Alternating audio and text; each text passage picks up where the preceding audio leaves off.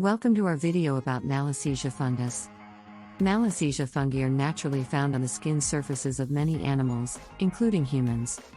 Various Malassezia species are also common in people. However, you can get a skin infection from Malassezia fungus. Here's how to deal with it. Listed below are 3 important steps to cure eczema caused by Malassezia fungus.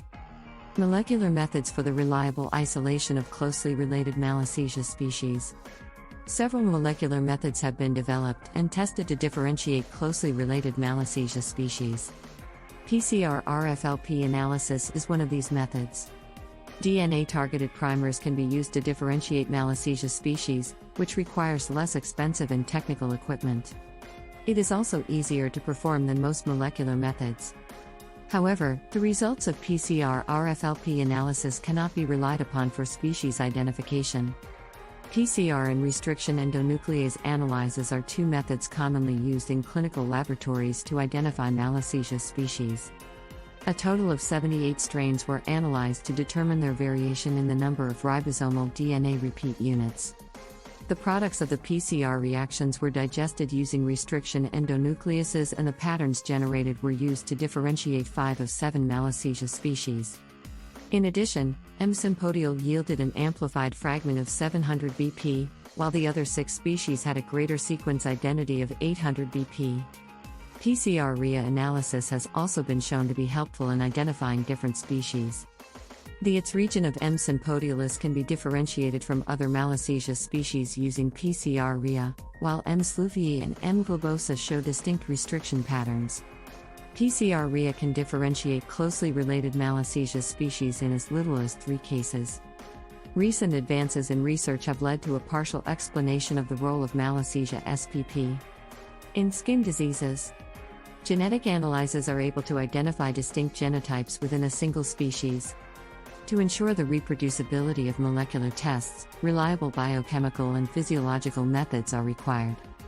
These methods need to be accompanied by standardized molecular processes. When combined, these methods should yield reliable results for species identification. PCR-RFLP is a rapid and accurate method for the identification of Malassezia yeast species. DNA extraction from skin tissue can be completed in less than 15 hours after the analysis. PCR-RFLP is widely used in dermatology laboratories and can be performed in under 15 hours. The results are consistent with the phenotypic and genotypic identification of the Malassezia species. Molecular identification of a single specimen is important for identifying the species. The identification of closely related species is difficult using culture-based methods. Using the same ITS1/ITS2 sequence can differentiate closely related species. In addition, the same sequences have similar characteristics. Thus, the method can distinguish closely related Malassezia species. In this way, it is possible to identify an infectious genus without requiring a culture. Incidence of Malassezia species on normal human skin. The incidence of Malassezia species in the microbiome of normal human skin is a complex phenomenon. Malassezia species are associated with certain diseases of the skin, and some are even pathogenic. In addition to contributing to skin disorders, these fungi may also trigger an immune response, causing various conditions such as type I allergy, eczema, and seborrheic dermatitis. The colonization of the skin by Malassezia species is observed during the first few weeks of life. Neonates with high levels of M. sympodialis are at a higher risk for infection, and the prevalence of the species was found in neonates from birth. These factors, as well as maternal contact, are likely to influence colonization. Several factors may be responsible for this, including sebum secretion and skin characteristics. The incidence of Malassezia species varies in different parts of the body and may be influenced by other factors, including gender and age. The most common species were M. globosa, M. restricta, and M. globosa in adults aged 35 and older. However, these differences may be accounted for by differences in geographical specificity or diagnostic methods. The incidence of Malassezia species in different parts of the body is more variable than in other regions, but the species are distributed in parallel to pilosebaceous gland activity in these areas. The density of these glands and the concentration of lipids vary between different parts of the body. The molecular analysis method has a higher detection rate, as well as conventional culture methods. This difference may be due to differences in sample collection methods and the different sebum compositions of individuals from different ethnic backgrounds. The incidence of Malassezia species is associated with an imbalance in skin microbial homeostasis. The secreted metabolites from Malassezia may trigger the production of IL-17A by innate immune cells. Inhibition of these cytokines may contribute to the overgrowth of Malassezia on normal human skin. But the importance of the signaling cannot be overstated. The incidence of Malassezia species in normal human skin is highly variable and dependent on underlying immunological conditions.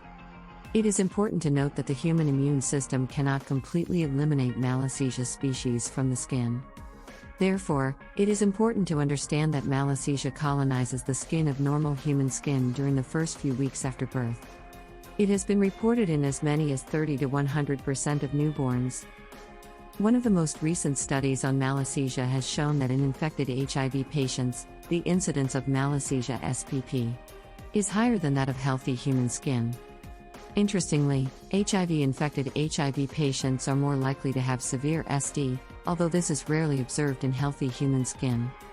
Furthermore, the prevalence of Malassezia SPP in HIV patients is significantly higher than in healthy Caucasian people. Treatment of eczema caused by M. sympodialis. M. sympodialis is the dominant commensal fungus on human skin.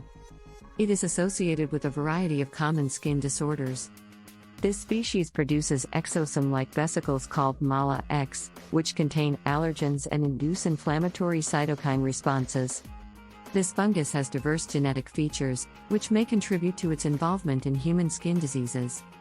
A mild soap should be used to wash the skin, and a moisturizing cream can help seal in moisture. Apply the cream at least twice daily and wash your clothing in lukewarm water rather than hot.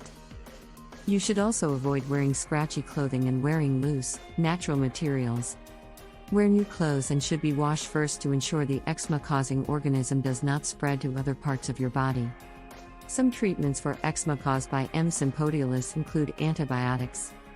However, steroid medications can have serious side effects, including bone loss. Other treatments include topical immunomodulators and ultraviolet light. Light therapy, which uses ultraviolet light to treat eczema, can also help. Light therapy, which uses special lamps to produce ultraviolet light, can help reduce the symptoms of eczema. Among the treatment options for eczema caused by M. sympodialis, re-establishing the epidermal barrier and avoiding E-gaze sensitization are the most important targets. In addition to traditional topical steroids and immunosuppressive drugs, antifungal medications can also be beneficial. Topical calcineurin inhibitors are also commonly used.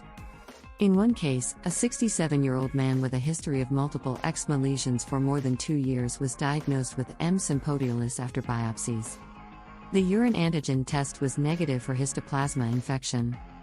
Cultures of biopsies did not grow pathogens. The chest röntgenogram was normal. Morphologic examination of the skin lesions revealed that the patient had multiple infections of Malassezia sympodialis.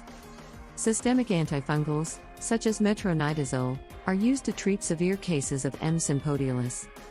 These medications are also effective in cases of severe infection and treatment failure with topical agents.